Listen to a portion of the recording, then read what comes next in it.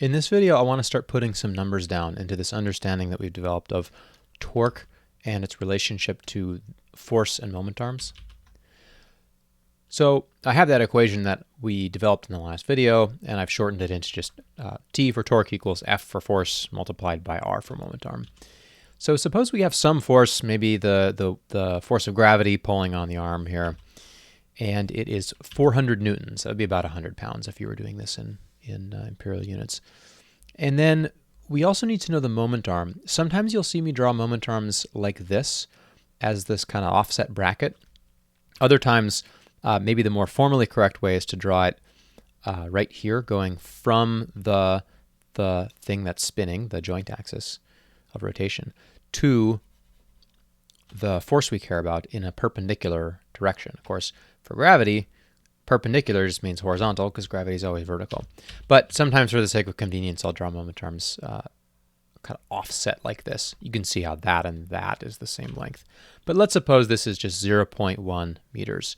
Should be relatively straightforward to see that the torque here is going to be 400 times 0.1 equals 40. And units there are Newton meters. So one thing about torques is they can be positive or negative. And the conventions here are not super important. If you're wondering, generally we refer to positive torques as being counterclockwise and negative torques as being clockwise. But that's really just a convention thing. So let's say this torque, and let's draw it. There's going to be a torque going like this of 40 Newton meters. So that's pretty straightforward. But let's suppose instead of the force of gravity acting on, say, the weight of your arm, maybe you were doing one of those cable exercise machines at the gym. So let's instead draw maybe the force from the cable is going off like this. So let's think about how much torque this is going to induce. Maybe this is, I don't know, 100 newtons of force. Now, calculating the moment, or not calculating, but figuring out where the moment arm is a little bit trickier. What we need to do is figure out what direction is the force going in both directions. So I'm just going to extend where the force is pointing here. And then we want whatever the perpendicular distance is, meaning go off this dashed line I drew in a perpendicular way, so right angle there. But we also have to intersect the axis of rotation. So it's going to turn out to be that distance right there. Again, sometimes I'll draw it offset like this, but notice how I'm not drawing a perpendicular line, or I'm not drawing a vertical line.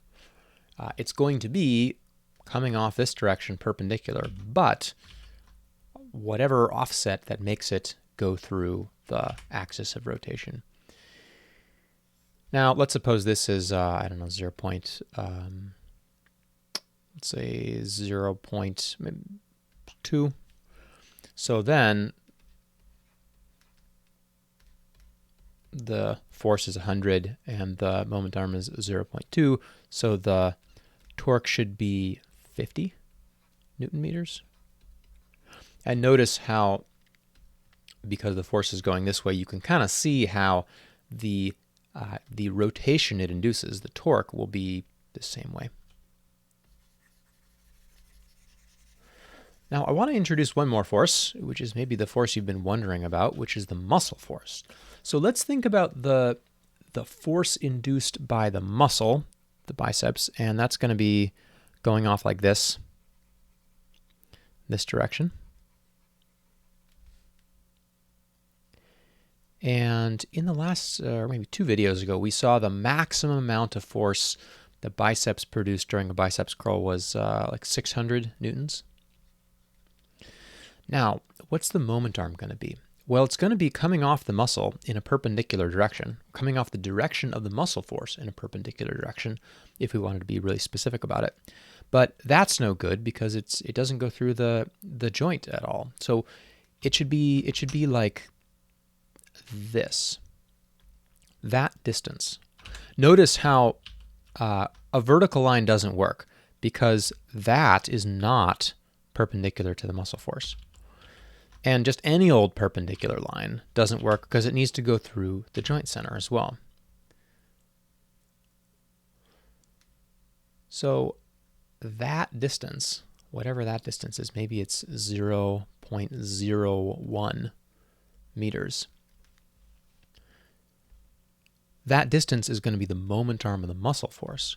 So how much of a torque is this force of 600 newtons at this 0.01 meter moment arm going to produce? Well, it's going to be 600 times 0.01. So that is, what, 6 Newton meters of torque? Notice it's, I picked quasi-reasonable values here, and it's much smaller. And the reason is entirely because the moment arm of the muscle is relatively small. And this is something that's quite common inside the human body, that muscles have relatively small moment arms, and so the amount of force they produce generally has to be quite high. Notice also how the result of this force is going to be that it's going to flex the elbow like this. It's going to produce a torque in this direction, maybe a counterclockwise torque. And the whole game of physical activity is generating torques with your muscles that oppose torques you encounter, or generating forces with your muscles that produce torques like this one that oppose the torques that are created by the outside environment, like this. So I'll go over that again in the next video.